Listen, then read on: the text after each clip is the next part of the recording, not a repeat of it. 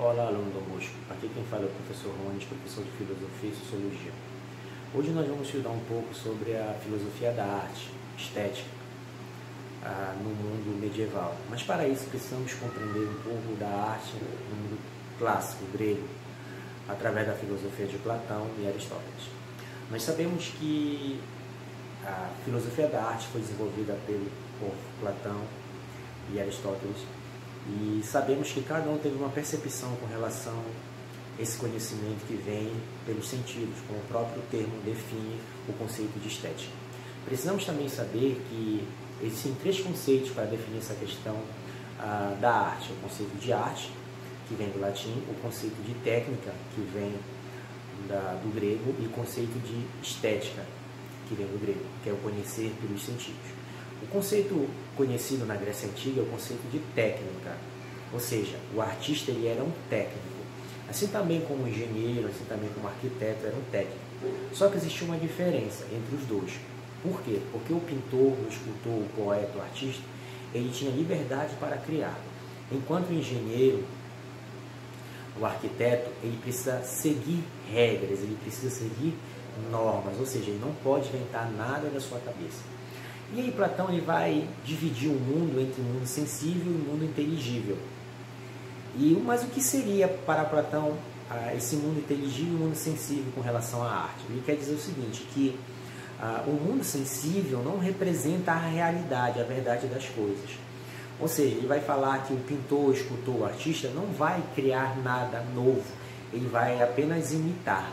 E aí que vem um outro conceito chamado mimesis, imitação.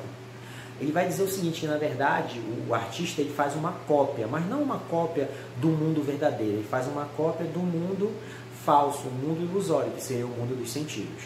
Ou seja, ele vai dizer que o poeta, o artista, o pintor, ele representa o falso, a falsidade, o erro, o engano, porque a verdade só encontramos no mundo inteligível, chamado mundo das ideias. Enquanto para Aristóteles, ele vai falar que na verdade, o papel do artista é fundamental, porque ele vai dizer que só através da imitação é que as pessoas aprendem. É por isso que ele vai associar muito também a questão do lúdico e da questão da educação. Ou seja, é só através da imitação que o homem aprende. Se nós formos parar para pensar, realmente, todos nós aprendemos uns com os outros. Ou seja, é através da imitação, é através da cópia que nós vamos aprender. Ou seja, a filosofia de Aristóteles é uma filosofia da verossemelhança, entre dois termos, entre a verdade, para Platão, que seria o mundo inteligível, e a falsidade, que seria o mundo sensível. Ou seja, é por isso que ele vai falar a respeito de dois conceitos, Aristóteles vai falar de forma e matéria, desses dois conceitos fundamentais para entender a realidade do mundo, que é conhecida através dos sentidos. Pois bem, nós vamos perceber lá na frente a chamada filosofia medieval. A filosofia medieval é uma filosofia religiosa. E essa filosofia tem como expoente Tomás de Aquino e Santo Agostinho. Santo Agostinho com a patrística e Tomás de Aquino com a chamada escolástica. Eles também vão começar a analisar a arte também. Tanto que eles vão fazer uma junção entre a razão e a teologia, porque a sociedade dessa época era uma sociedade que estava em volta às doenças, às invasões, ou seja, elas estavam em volta às incertezas dessa vida. Então elas precisavam se aproximar muito de Deus, sair desse campo material e ir para um campo totalmente diferente, que se chama um campo espiritual. E é aí que a obra de arte é fundamental. Por quê? Porque os artistas dessa época vão representar muito bem essa questão divina na Terra.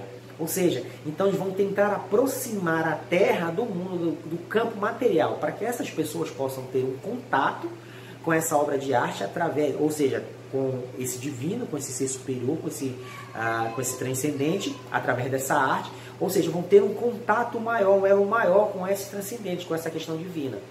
Não é à toa que lá na frente nós vamos ver, por exemplo, as obras góticas, as catedrais góticas, elas são todas pontiagudas, porque tem toda uma representação. Qual é a representação?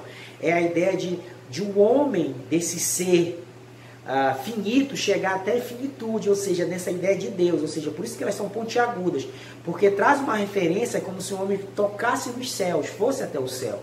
Ou seja, a obra de arte no mundo medieval, ela não está por mero acaso ali, não. Ela tem todo um simbolismo, toda uma representação. Ou seja, a obra de arte para esses pensadores, para a patrística, para a escolástica, elas são fundamentais, porque na verdade elas representam a divindade, a questão espiritual na Terra.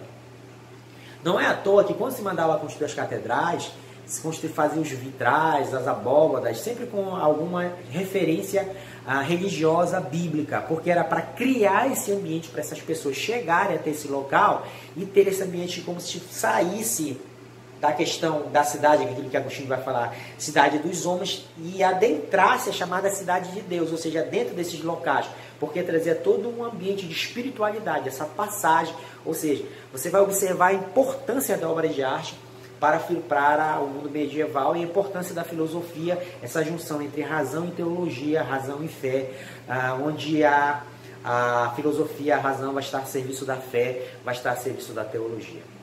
Tá ok? Um forte abraço e até a próxima aula.